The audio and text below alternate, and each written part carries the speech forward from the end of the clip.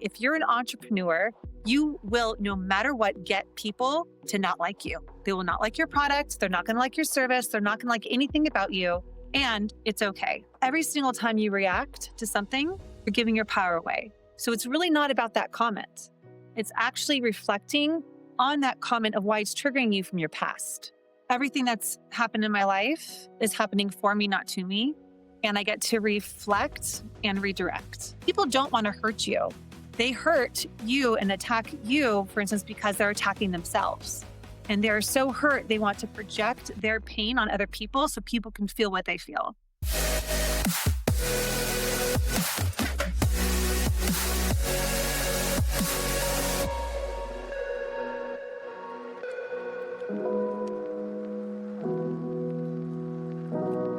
Put your hand on your heart, look up at the sky, smile and say, hey, I'm alive.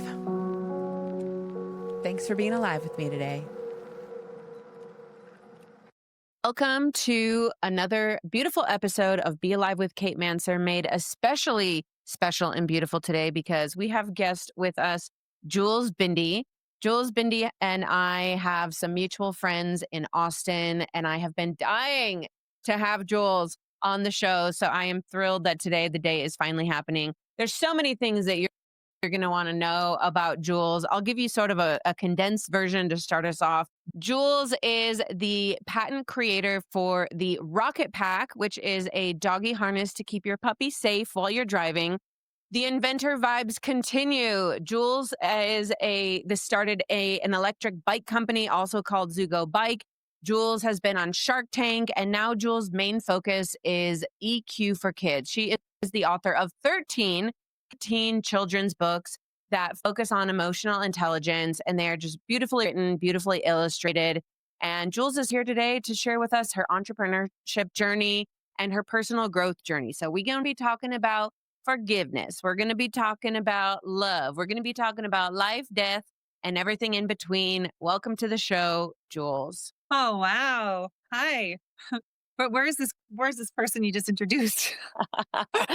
She right here. It's so interesting when people introduce me, I'm just like, oh my gosh. And it's kind of like almost like a small like imposter syndrome. It's like, did I really do that? Did I do that?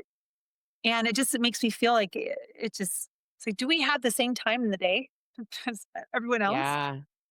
So Yeah. then I'm curious then. I mean, that imposter syndrome is super real, and it is weird to hear others talk about us. But I am really curious about, you've done a lot. So take us back. So when did you first get the idea for the dog harness? Yeah, so it was interesting that I originally did Zugo Pet back in 2010, and my first invention was Jet Setter. The Jet Setter is a multifunctional bag that has 7 different functions, and it supports dogs with motion sickness and anxiety.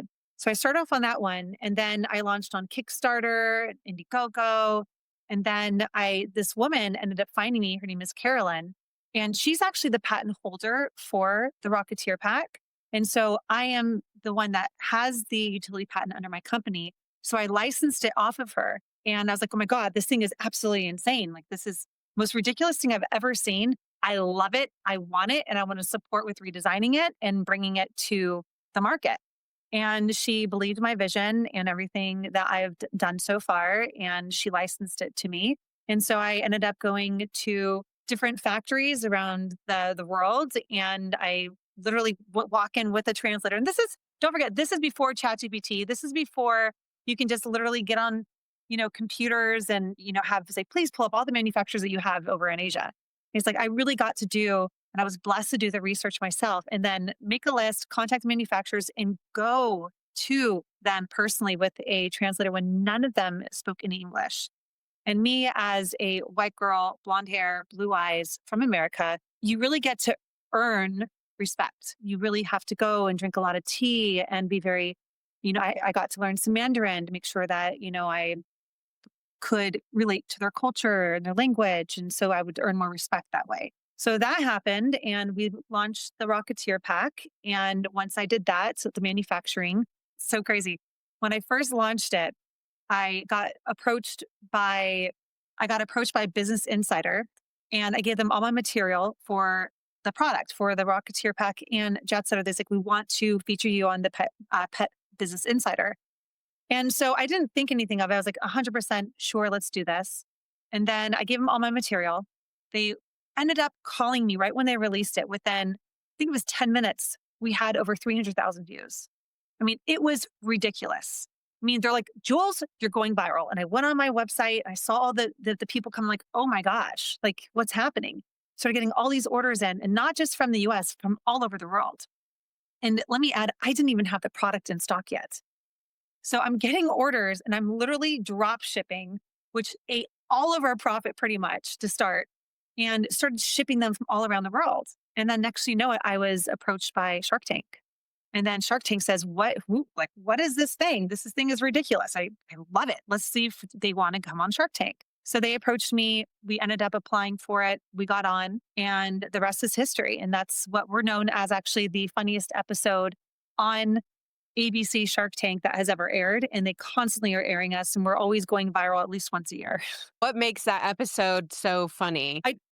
Yeah, I definitely recommend watching it, is because the product is so ridiculous. I mean, it is ridiculous. I wish I sent it to you so you can show your viewers. Oh, I already saw it and I will be sharing it. It is the cutest. Imagine, okay, if you're listening to this, I'm going to try to describe it and then you can tell me what it really is. But yeah, it is the Rocketeer. Imagine if like a Chihuahua was going skydiving and had to wear a skydiving suit, and then that's what you attach on your car to keep them safe while you're driving. Is that like remotely accurate? Perfect, perfectly explained. And what people don't realize is that this product, before we brought it to the market, went through 7 years of testing with veterinarians and spinal surgeons and dogs that have hip replacements. I mean, this went through extensive research because there was no way we were going to launch something that was not safe for dogs. And the thing is, what's very interesting, which I want to get real with people that are watching, if you're an entrepreneur, you will, no matter what, get people to not like you. They will not like your product. They're not going to like your service. They're not going to like anything about you. And it's okay, because you do not need everyone to like you. And honestly, I wouldn't trust a company if they did not have bad reviews. I just want to add that too. So why I'm saying that is, I would get death threats saying I'm torturing animals. I've had people say this is back in the anthrax days. You remember anthrax? Like, I'm going to send anthrax to you. And I've heard it all, just because I'm trying to protect dogs' lives in cars. And they think, oh, you're just trying to make money. I'm like, no, we actually really care. So it was definitely it was something. Amazing. I mean, that journey, what was that like? Was there, could you just take us through the journey? Were you immediately like, oh, bad reviews are good? Or was that more like a process of becoming for you? It was a process of acceptance, just like our life. You know what I mean? If someone does not like you or like your product, you take it personally at first because you're like, well, what did I do? Like, I'm like, you don't know me. I'm like, I was vegan when I launched the product. And I was more of like, what do you mean? I'm not torturing animals. I'm like, I don't even eat animals. You probably eat animals. You're torturing animals. So it was more of the defense, where if you say something to me, I have to go and explain myself, rather than a simple message, which I would be doing now, is thank you so much for caring. We appreciate your comments.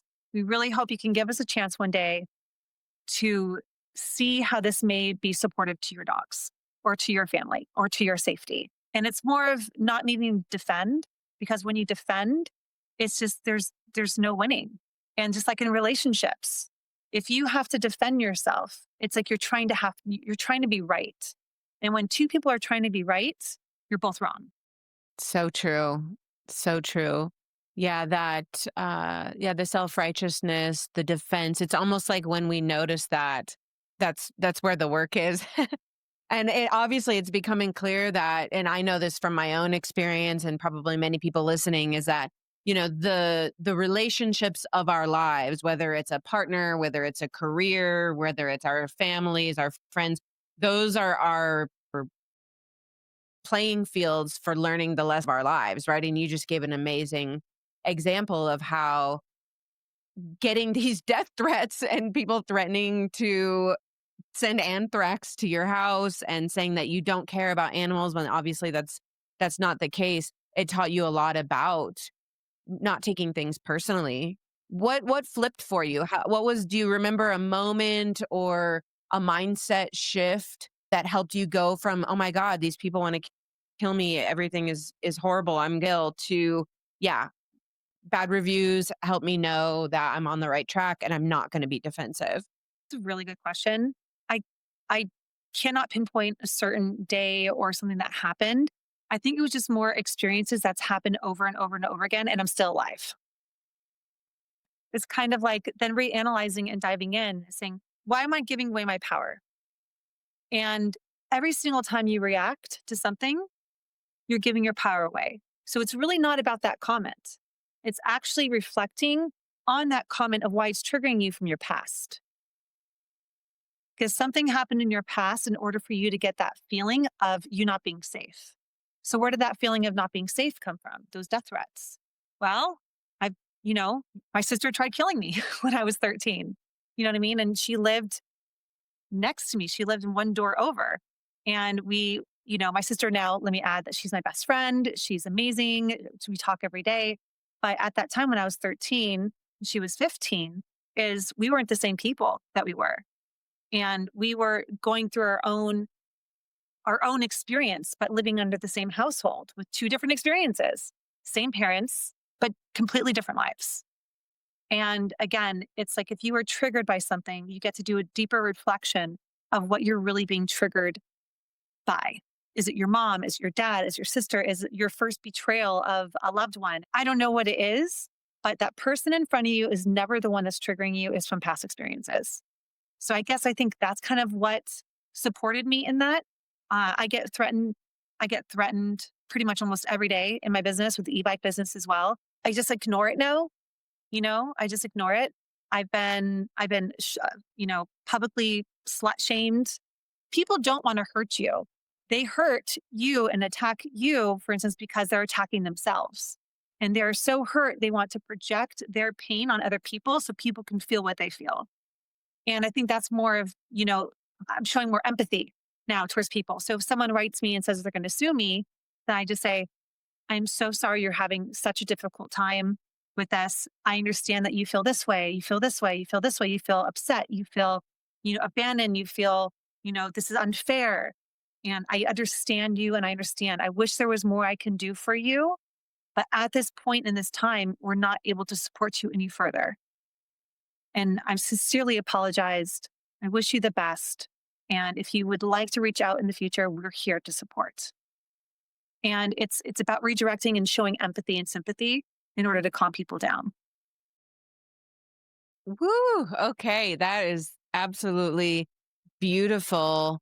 Yeah, sometimes I like to think when I'm pointing my finger at somebody else, that's usually my sign that I need to point it right back at myself. And I really like how it sounds like you really look at all of these, the threats and the criticism as a growth opportunity and as an opportunity for empathy. And this is a very important conversation now, as the internet is a wild place. It can be a very ugly place. And so for people who have a dream of putting your art or your writing on the internet, but you're afraid of the vitriol that you might face, let Jules' words in and just know that people are going to do what they're going to do. And as you said so beautifully, let them, let them, and look at it as an opportunity to gain empathy and to work on our own triggers. So man, my hat goes off to you, Jules, to be in this position of,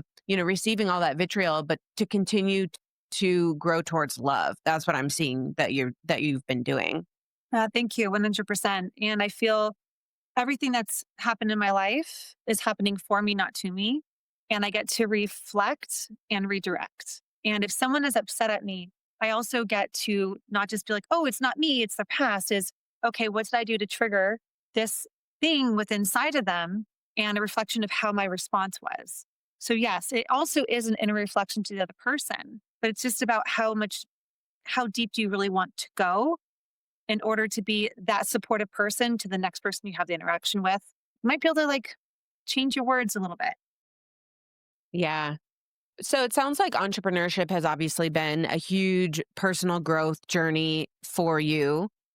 And I also understand that you've had some personal relationships that have been really challenging, that have offered personal growth, that ultimately have brought you to this place where you've learned so much. You are now using your wisdom to teach kids so that we don't have to wait until we're grown adults to learn this. We can help to impart this knowledge to young people. So I would be honored if you'd be willing to share your forgiveness journey with us. And just as an aside, forgiveness is so funny because it keeps coming up on the Be Alive Mm. show. I can't tell you how much it comes up on the Be Alive show. And I think it tells me, and I think it's a good barometer, that to live fully alive and to live fully free, forgiveness needs to be a part of that journey. So I'm so honored to hear about yours. Thank you so much. Whew. Forgiveness. It's I can really say that's one of my main principles is forgiveness. And wow, Kate, I don't even know where to start with this. When I was when I was 4 years old, I witnessed my sister getting molested in front of me by my neighbor. And I remember every detail. I remember seeing the blood. I remember seeing her face and tears, and to the degree where I was the one that spoke up first to my parents. They got home, and from after the babysitter leaves, the neighbor, and I said, you know, so and so was touching my sister down there, and there was blood on his hands. And they immediately called the police. And that was my first engagement with the police. Now, my mom was always teaching me about nobody touches our bodies. Our body is ours. No one should be touching us down there, only us. And that growth with living next to somebody who did that to my sister next door for the next till I turned 18, and his brother was our one of our best friends and we played with them.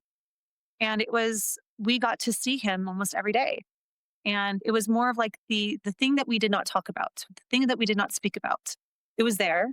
It was the elephant in the room, but nobody talked about it. Nobody did anything about it. And that was one of the things where I didn't realize that that boy was my biggest shadow. I grew up not letting really anyone touch me. I went to the different direction. I went to the different direction, saying that I was the one that was touched. I was saying it was me, not my sister, to that degree, to friends and later on down the line, because I felt I was the one that was touched. And that turned to a whole other situation. And again, my sister, she turned into drinking and other types of narcotics, which we said earlier, she did try, taking my life when I was 13 and was picked up by some people in the back of a car. So it was, and that, again, that was her journey and my journey together and our karmic thing. And now, again, we've totally reached forgiveness for each other for everything that's happened to us. Now we can't even go a day without talking to each other. Like, I'm obsessed with my sister. My sister is one of the most amazing people I have ever met my whole entire life. And I'm just like, you should actually have her on your podcast. She's amazing. Yes. So we both had our different perspective of what happened to her. So going through going through life, I kept on manifesting being molested, being assaulted, being sexually assaulted, being raped. And I said this before is, I have been sexually assaulted more times than I could possibly count. And I don't, it came to be so normal where I just was like, oh, it just happened again. Like, it was one of those things where I didn't understand why I kept manifesting this in my life. And then it finally stopped. And because I activated my voice, I used my voice, and in a very public way, I ended up speaking up about Harvey Weinstein on 2020 and 2017. The DA contacted me and asked me if I would like to step up as a Jane Doe. And for my reasons, I said yes, even though I knew that there was a low chance I was ever going to get a conviction because it was so long ago and I didn't ever speak about it. So during this time that ended, I felt it was important to write children's books. My Body, My Rules, the number one book here, because I do not want this to happen to any child ever again, ever again. So that's why the My Body, My Rules was the number one book that I wanted to release first. And the My Body, My Rules is the third book in the series. It's the first book I wrote, but I released it first, the third book in the series, because that's the message I would really want to get out is to teach children about their anatomy, about their autonomy, that this is their body, this is their what are your rules for your body? We have rules for everything else, like rules for your house. We have rules for anything. Like, what are your rules for your body? And I didn't even know my rules for my body. I wasn't clear. And if we're clear about that and we have children that are clear, then I'm hoping that can be one step closer to stop and prevent things that happen to myself, to my sister, to other people as well. I mean, the chances are, if you talk to any woman, that they have been assaulted in one way or another. So that's the quick story. Wow. Oh my goodness. Well, first of all, I mean, I just want to honor the relationship that you have with your sister. It really Thanks. sounds so beautiful, and what a journey you two have had. And I'm sure, you've been living with this for so many years, but you were assaulted, right? You had to witness that. And of course, I just want to validate that it makes perfect sense why you were assaulted. You might not have been the one under the hand or with the hand that day, but you totally were. And so it just makes perfect sense to me why you got that quote unquote mixed up, that you were the one that was assaulted, because totally in a way you were. And to know that your sister's doing well and that you are transforming just such a painful experience into something beautiful and helping other young girls, or any young children with our body rules is incredible. I want to talk about what I think is a sensitive topic that many people might not have talked about, but I think is really important. And I've heard, for example, like Joe Dispenza and some of his books talk about this notion of how we can manifest trauma. And it's a very sensitive subject. People really don't like the idea that we can manifest being raped, we can manifest, right? Like, and I just ask that people keep an open mind and not take whatever, comes out of this conversation that we're about to have personally. This is, everyone has our own views, but I remember that in Joe Dispenza's book, he said that it is very possible that we can manifest our own traumas. And so one of the questions that came up in the book, I believe this was Becoming Supernatural, was, oh, can children manifest? Does that mean when a child is assaulted or sexually assaulted, does that mean that the child manifested that? And his answer in that book, if I remember correctly, was children don't manifest their own trauma, at least in this lifetime. It's the adults that can manifest it for the children, right? Like subconsciously. So I'm curious if you could just talk us through how you've come to believe that you manifested your own sexual assaults as an adult. I love this question. And again, this is my own personal opinion for myself of how I view it. I don't feel everyone's views are like mine, and I don't expect people to say, well, that's not right. Well, this is right for me. This is my belief system. If you don't believe this, then it's okay. We all have our own perceptions of everything. I do agree to the point where we are inside of our mothers. We have their nervous system. We vibrate their frequency. We share their blood for a very long time. We share their nervous system. Their anxiety is our anxiety. My mom was also has sexual trauma, and so do I agree with what Joe Dispenza said? I've never heard this before, but it makes complete sense to me. For me, my belief system was that what makes me feel good is that I chose into this. I chose into this life. I chose into these experiences. I chose to have this contract with my neighbor. I chose to have these contracts with these people that assaulted me, sexually assaulted me. And I'm actually grateful for it. I'm very grateful for it because it's been able to support me to learn more empathy. I come to the conclusion is I look at that boy that hurt my sister, a 16-year-old kid. I put myself in his shoes. He was 16, foster care, just got adopted. Well, he was adopted by my neighbors. I don't know his past trauma, but his past trauma must have been really bad for him to think that that was okay to be touching children. So, can you imagine how he was touched? Can you imagine what he went through as a child? How he was taught how to express that they like somebody because maybe someone expressed that way to him. And him as a child. He probably got it way worse, and he was probably got it more often because he was so comfortable to come to a person's house and touch a child like he did. So can you imagine what he went through as well? Does it make it right what he did? No, no, not at all. And because of that circumstance, because of what happened for us, it brought my sister and I closer to this day. It has supported me. I was a virgin until I was 22. I'm very grateful for that. I had a lot of my friends I was growing up with were having sex at the age of 13, 14, and these are my best friends.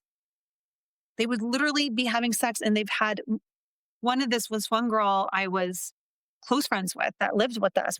My mom and I, we used to bring in people to her house and take care of people because their lifestyle wasn't really that great. And my mom was a very giving, loving person and always took people in.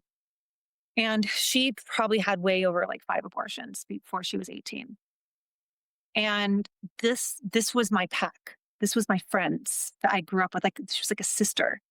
So that was not my life. That was not my life path. Would have I possibly have been experiencing more, sexual relationships if that did not happen? Could I have had a baby a long time ago or abortions? I don't know, but that's not my life path. All I know is I am thankful for everything that's happened. I put myself in the other person's shoes. I put myself in every single person's shoes that does and inflicts trauma in one way or another.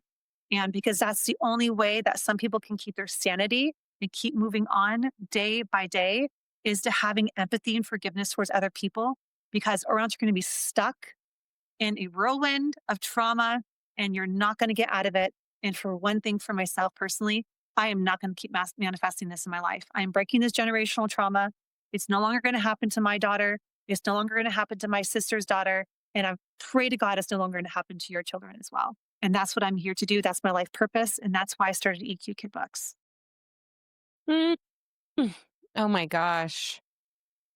So back on this topic of this idea that we can manifest our trauma, and again I hear you taking this ownership and this empathy, and again it just seems like it's a core foundational value in your life, that the challenges that are brought to your life experiences are opportunities for growth.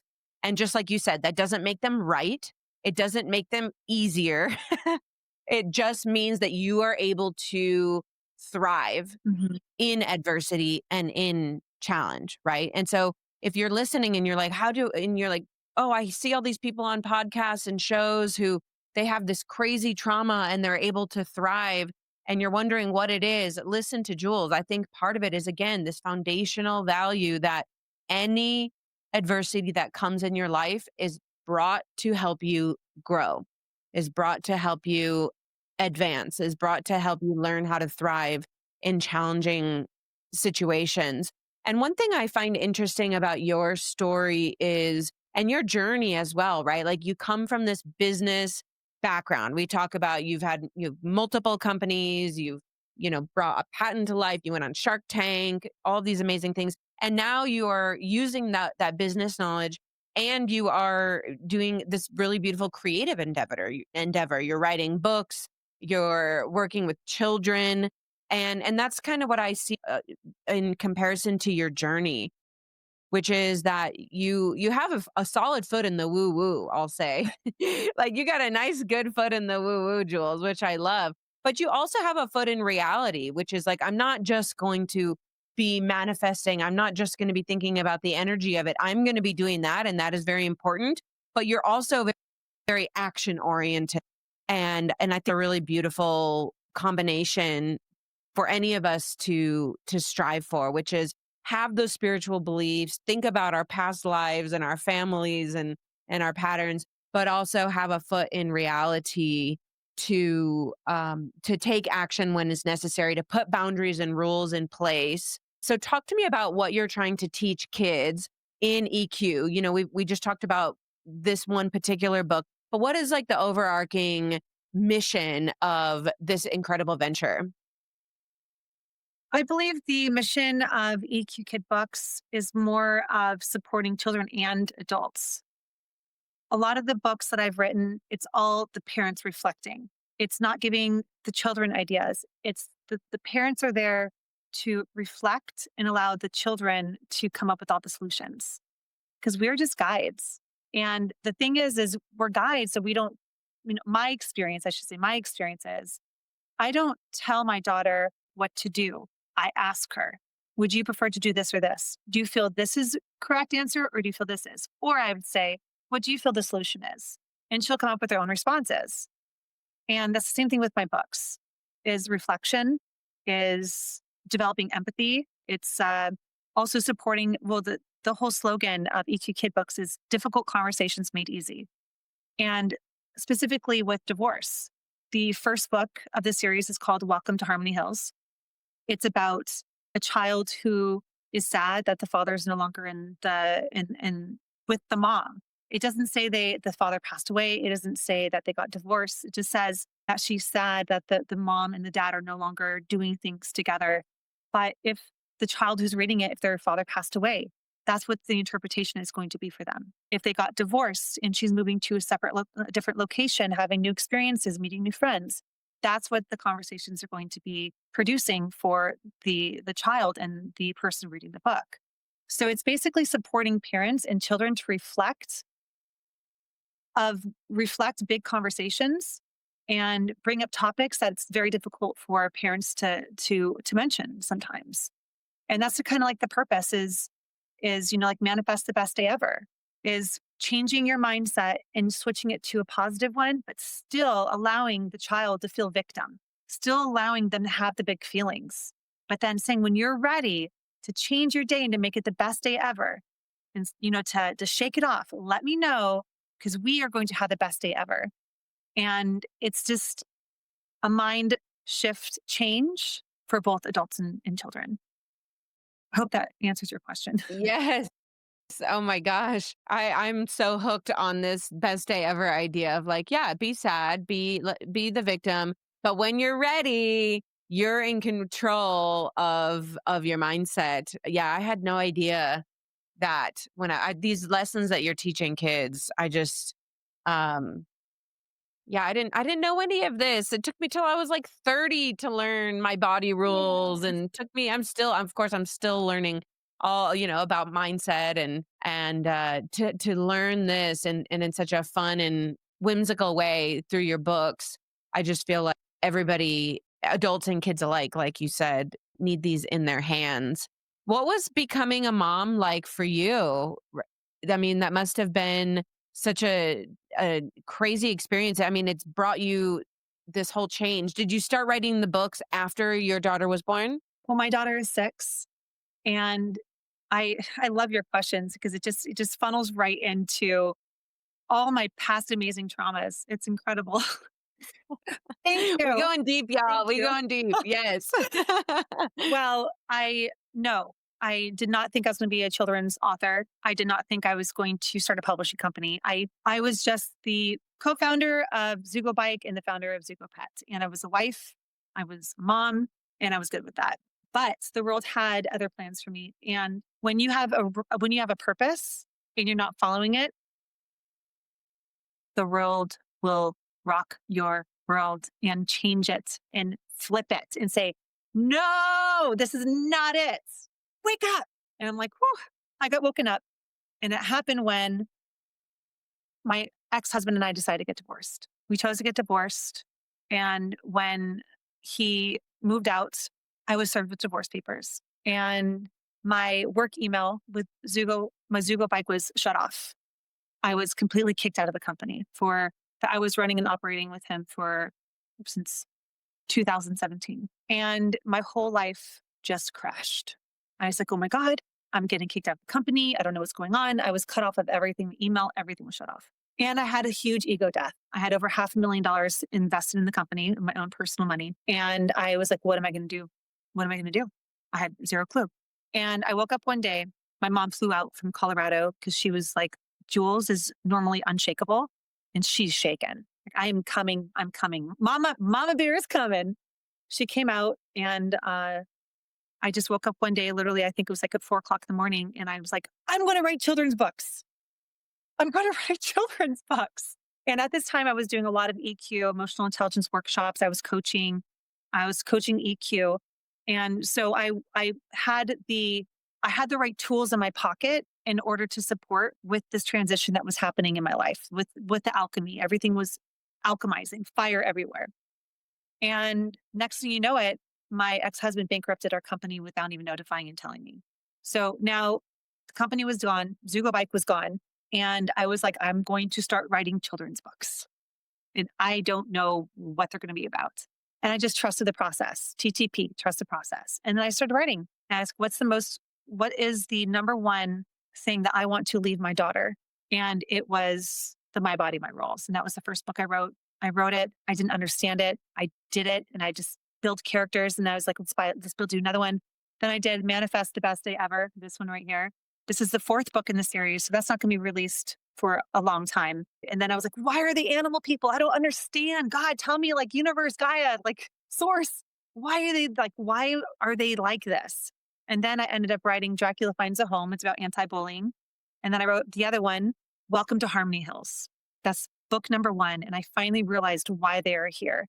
Why is the place called Harmony? I just downloaded everything. Everything made sense. And I wrote another one and another one and another one. I just kept flowing. And I mean, it was source.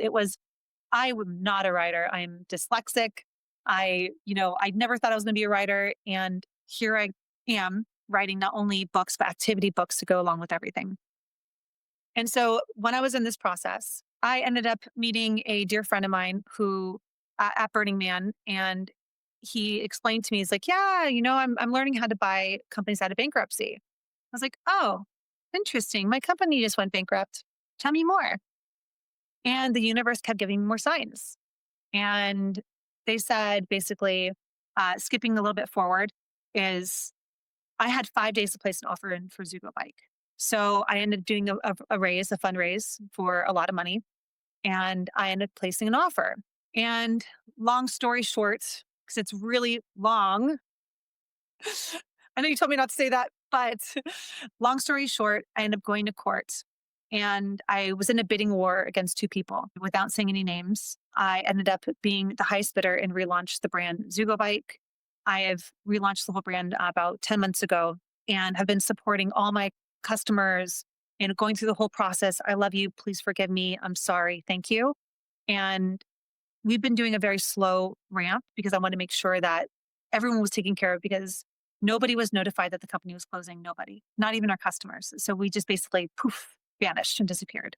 So I've been taking again a lot of the responsibility and accountability saying, I'm sorry. Like, they're like, well, what about this? What about, we're worried. I'm like, I'm sorry. I wish I could do something to support you. And that's where we're going back, which that probably makes more sense is there's nothing I can do. The only thing I can do right now is to be here for you, hold space for you and make sure that you're taken care of the best ability I can. And that's what I can offer you. And I took a huge risk reopening this company and I did it. And I'm very grateful I did. And that's how EQ Wow. Cookbooks got built. So now you have these two you're bringing back an old flame, not the ex-husband, the company. And you have your line of children's books and the publishing company with that. Amazing. So I want to ask a question to kind of go back and I'll make a point with it. But when you had started or when you had invented the dog carrier, right? Like that was one of your first inventions. So you were running that product and then you had come across this woman who had the invention for the harness that you were going to then take through the patent process and sell through Zugo. How did you come across that woman who had the idea for the harness? And I'll make a point with this, but I'm curious about that She detail. found me. She found me from doing my Indiegogo projects, like my Kickstarter projects. She was like, who can I have on my team that's good at marketing? And she reached out to me and I was like, come to Los Angeles. And I ended up, she ended up flying to Los Angeles to see me and brought her invention and we just partnered up. Yeah, that's incredible because again, like you're going down the path of like I have this invention which is a great invention, the pet carrier. I saw it on your website. You should definitely go check out Zugo Pet. But yeah, you have this invention and you're like, I have this pet carrier. I'm going to sell that. And then this woman reaches out and is like, oh, I have a pet harness. And you're like, well, I mean, had you done a patent at that point? No, I was actually filing for a patent for my carrier at that time. Yeah. So I was already going into the patent process for that, for design But patent. you're not like a patent expert and you're like, okay, all right, I don't exactly know what I'm doing, but I'm going to do it. And then now, fast forward again, it was the same thing in that beautiful story that you just told about your children's books. You were TTPing, trusting the process, where you're getting all these downloads for these children's books, and you got the download at 4 a.m. Like, I'm going to write them, and then you have all these books, and you're like, I don't know exactly how they fit in, how they make sense, what are the worlds, but you just kept following that creative spark. And when maybe in the moment you didn't exactly know where it was going. And I just want to call that out as a really important theme of, it seems like the people who do cool things like you have done have everything together. But a big percentage of the time, we have no idea what we're doing. And we're just sort of going like, I'm following this spark of interest or curiosity or joy or creativity, and seeing where it goes. Do you feel like that resonates for your journey? 100%. Most people have zero clue in what they're doing. Zero clue. I mean, we just martyr our way through it, right? I don't know if you know human design, but I'm a manifester, 1-3, which is a investigating martyr. And I just keep burning myself in a lot of sense. I went through the most expensive college you can ever possibly imagine with my own investment, like my own money, my own massage money, because I was a massage therapist at the stars for years. And I took that money and kept reinvesting it in myself and in my products and real estate and all that. So I had no idea what I was doing, but all I knew was I was onto something and I felt it in my gut. And what I get to say is follow your gut. And I mean, I don't know if you read that book Blink, but literally for that 1 second, you're like, oh, what was that? What was that charge? Oh, it felt so good. Go for it. Write it down and execute it because guess what? Someone else got that same charge. Someone else has that frequency. And now it's about who can execute it faster and bring it to the market quicker. That's it. That is the excitement is joy fuel. I like to say that sometimes. I haven't read Blink, but now you're inspiring me to read it. So do you feel now that when you get that excitement, you really pay attention and take it seriously and try to practice immediacy? Is that a practice? And if so, can you talk to us about how you've sort of honed that over the Oh, years? 100%. I I was paid to be a coach through a lot of organizations. And people kept saying, Jules, why aren't you coaching? Why aren't you doing this and that? And I'm like, I'm okay right now. Then one day I woke up, I'm like, I'm ready. I'm gonna get private clients. I'm gonna do coaching. I'm gonna make it so it's affordable for everybody. So literally, I think it was about a month ago. I was like, okay, team, I'm gonna do a coach. I'm gonna do an Unshakable Zoom twice a month, donation based only, starting at $5 to up to $100. Anyone that wants to join, they can. I'm gonna teach emotional intelligence, and I want to do it starting within the next 2 weeks. They're like, Jules, you want us to build a whole website, landing page, get everything together within the next weeks? I'm like, yep, let's go. They're like, done. My team knows me and they did it. They executed it amazing. Like they just did it. Did my first Zoom. It was incredible.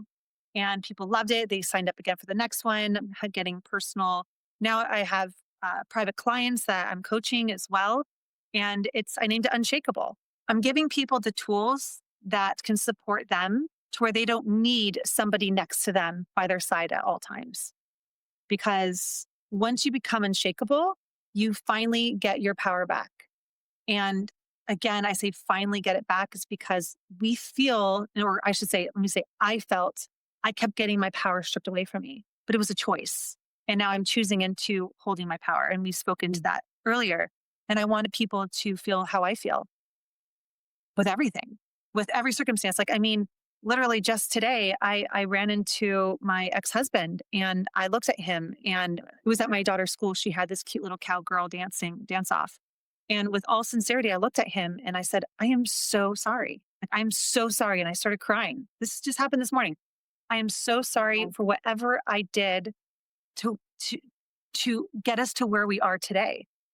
I'm like, I don't know what that was, but let me know what I need to do or what I get to do or what I'm blessed to do in order to repair to where you can start healing as well, because we get to do this not for ourselves, but for our daughter. This just happened. I was in tears. I ended up calling a dear friend of mine and just like, this is just what happened. And I told my ex, I'm like, I know you will never believe me, but I still love you. I still care about you. With everything set aside, I am so sorry. And he hugs me. He hugs me. But it wasn't just a hug. It was one of the most beautiful embraces to where I really feel he felt my heart and he really felt that I do care. And it doesn't matter. It doesn't matter what happened in our past. It doesn't matter because he's also hurt. And I'm not seeing what's going on in his life because we don't communicate. We don't really even speak the last 2 years, exception about, our daughter. But it's possible to really find whatever is inside of you. Just stop trying to be right. Stop trying to be right because it's not going to help. It's not going to help you. It's not going to help them. Once you let go of that, nothing matters. Peace. All you need is peace, and that's it. You're gonna make me cry. Oh True. my gosh.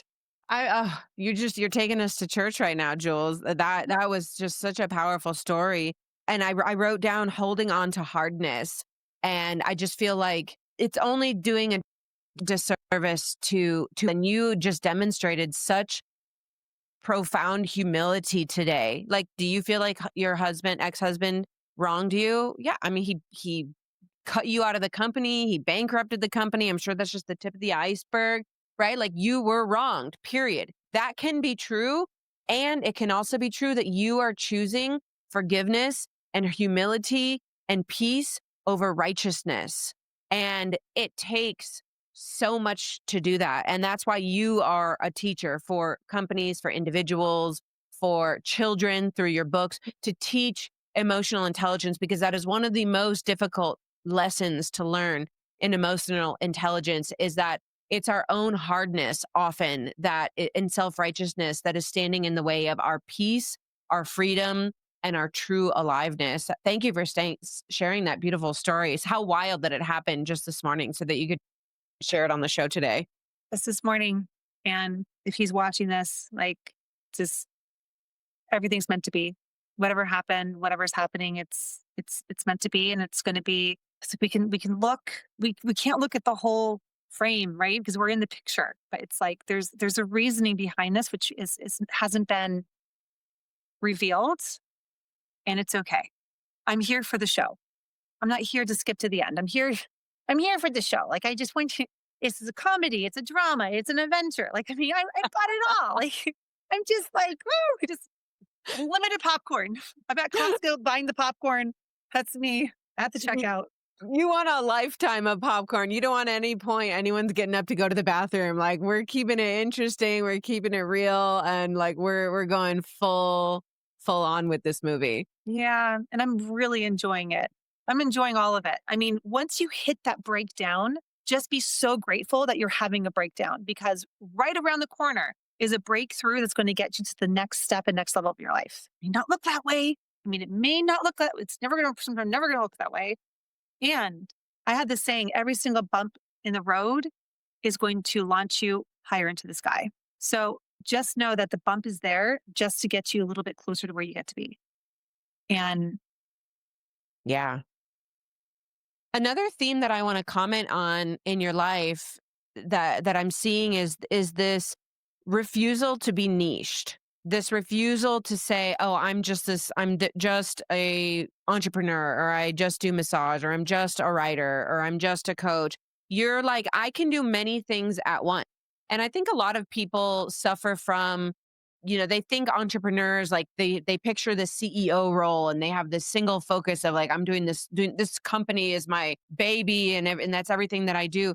But you are a person who you're not afraid to say, yeah, I write books and I coach and I am the CEO of a business, right? And not this refusal to be niched down is so powerful, especially in social media when it's like you got to talk about one thing and that's your thing. But that's not what life is, and that's not what a vibrant life is. So what is it in you that gives you the courage to I'm sure you say no a lot, but it sounds like you also say yes a lot. I love saying yes. Yes is my love language. But yes, I do say no. I do say no. And if it's not in a vibrational alignment of what my mission and purpose is, then that's a no.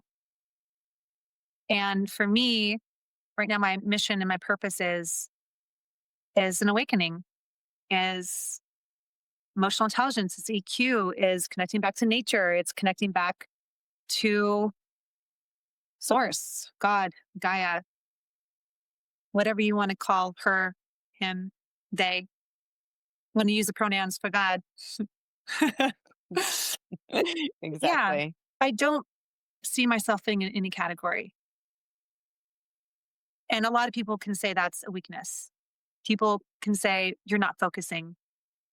People can say, well, how are you going to become successful if you don't focus on one thing? Because once you focus, and I kept having my word of the year is focus, by the way. And I am focusing. I'm focusing on my purpose and focusing on my life path, focusing on a certain amount of friends. I'm completely focused on the things that are in front of me and I'm moving them forward to the direction they get to go. And I'm doing it with a big fat smile on my face. And as long as I'm smiling, as long as it makes me happy, I'm a yes. And the moment it's not, you get to reevaluate and you can pivot. And it's okay to say yes to something now and then no to something later. And that's also a Yes. rule in my body, my rules. My yes now can be a no later. And also my no now can be a yes later. Say that again for the people in the back. A My yes yes now. now could be a no later. Wow. Yeah, that is that again, it's that autonomy to change our mind, that autonomy to make decisions in alignment with our values, that autonomy to, yeah, make a yes a no later or a no a yes later. And you said very clearly, you said, I make decisions with my vibrational alignment.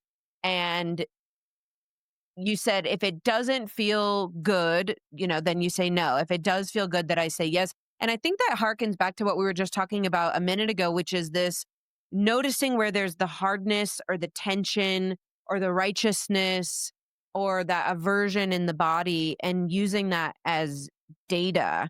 Do you feel like you're tapped into yourself pretty somatically? Are you aware of how you feel in your body? Is that when you say a vibration alignment, are you feeling it more in your body, your mind, your spirit? Can you describe that? I feel it everywhere. First, I feel it in my body. How does it feel in my throat as a manifester? How does it feel in my throat when I say it? It's a hit. And it's either a yes or a no. It's kind of like how some people do those little muscle testing things, like, it's a yes or a no. And when you have had so many no's in your life, when you have said yes to so many no's, that should have been no's in your life, your radar gets really good. Your radar gets really good. And I have constantly said yes to things that were a no. And I kept as a martyr. Hello, recovering martyr.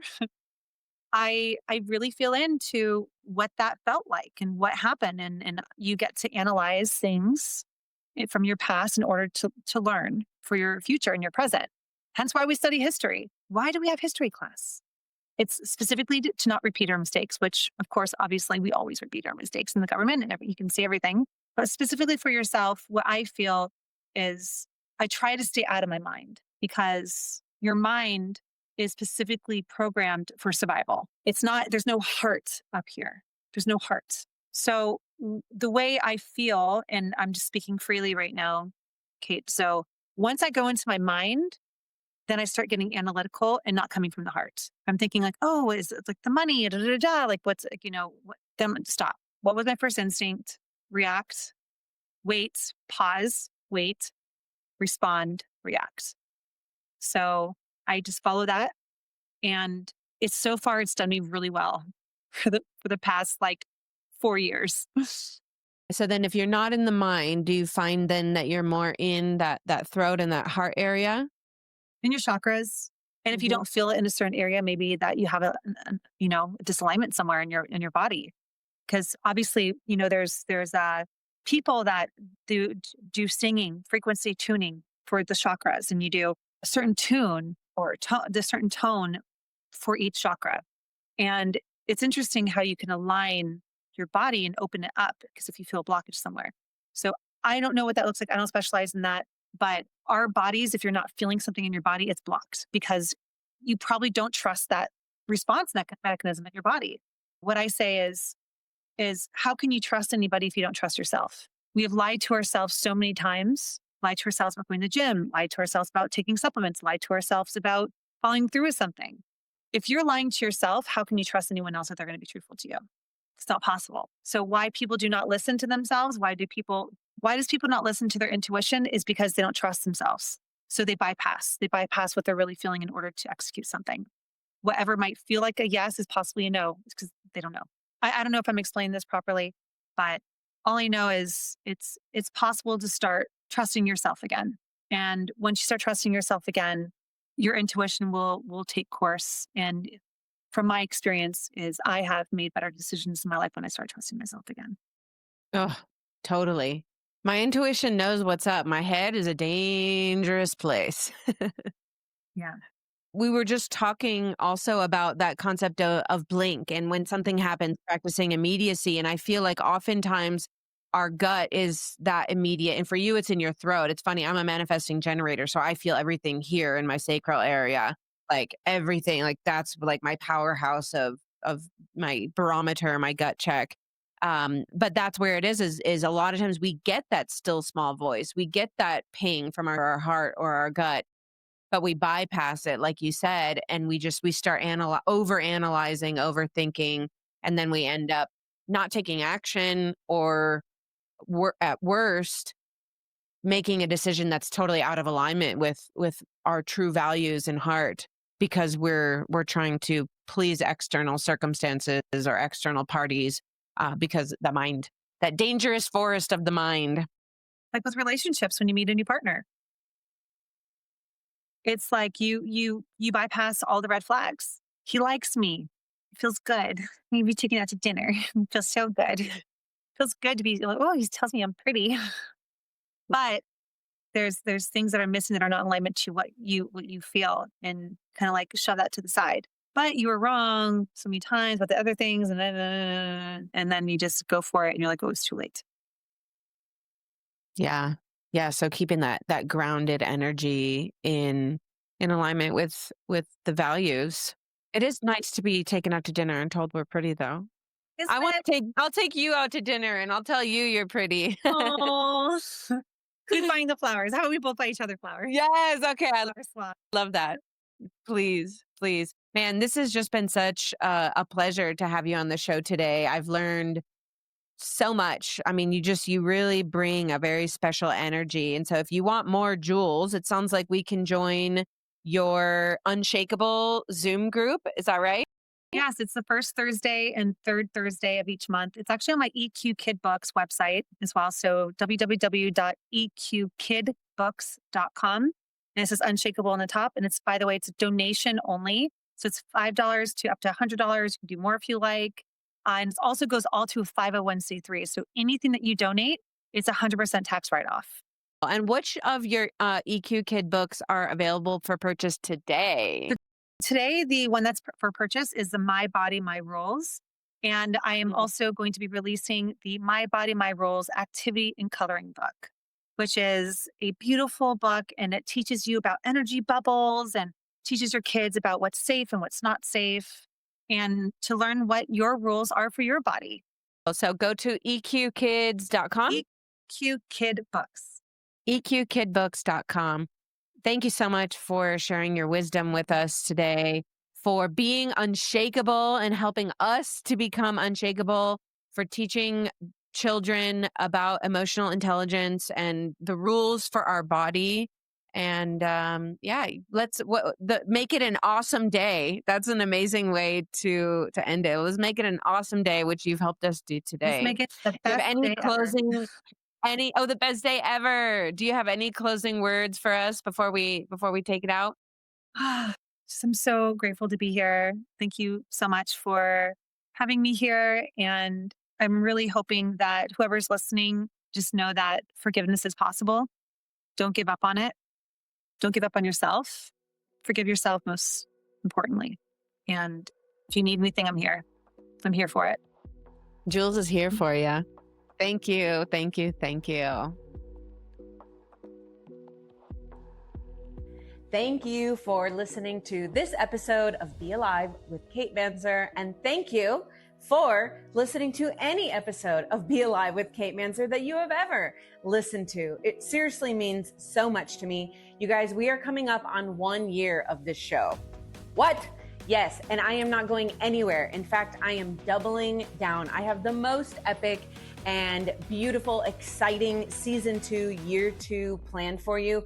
We are going to go even more deeply into the science, philosophy, psychology, and woo-woo of the wild and wonderful experience of being alive, as well as one of my personal favorites, as you know, mortality awareness, mystical experience, and beyond. It's going to be so good. Thanks for being here. Share this with a friend, subscribe, and let's let this little show shine its light wherever it's meant to, but with the help of your sharing. Thank you so much. All my love. Thanks for being alive with me today.